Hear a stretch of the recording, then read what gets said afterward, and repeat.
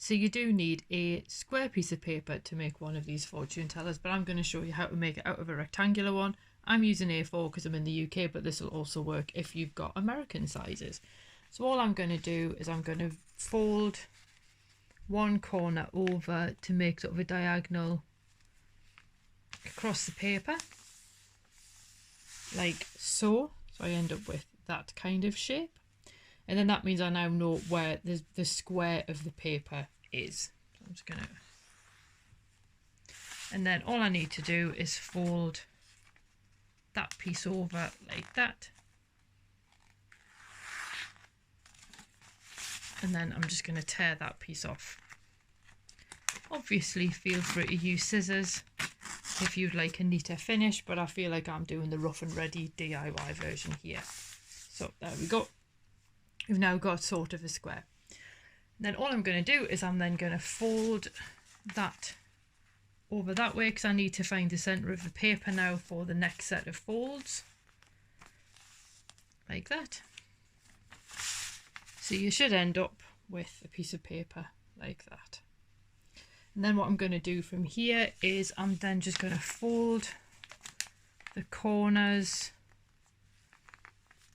into the middle, which is obviously makes it a lot easier now that I know where the middle is.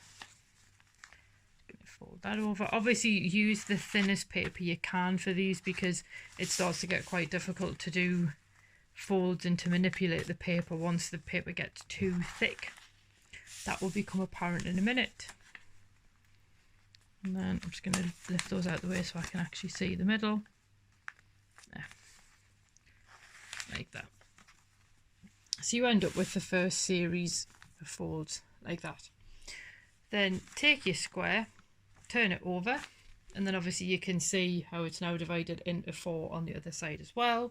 So you then just need to fold each of these into the middle again, and these are essentially going to give you the flaps where you can then write your fortune, whether you want to do that as yes and no answers, or if you want to write out something a little bit more cryptic, that's entirely up to you. I'll leave that to your discretion. But that basically gives you, oops, just folded that over the wrong way. That then gives you another series of folds on this side. And then what you need to do, just while I get myself comfortable, is you then need to essentially fold it over like so, and then this gives you your flaps. That sounds so wrong, you'll have to forgive me for that. Then if you can push them like that, so they stand up like that, and then fit your finger and thumb. That side's a bit more tricky, like that. And that gives you your fortune teller.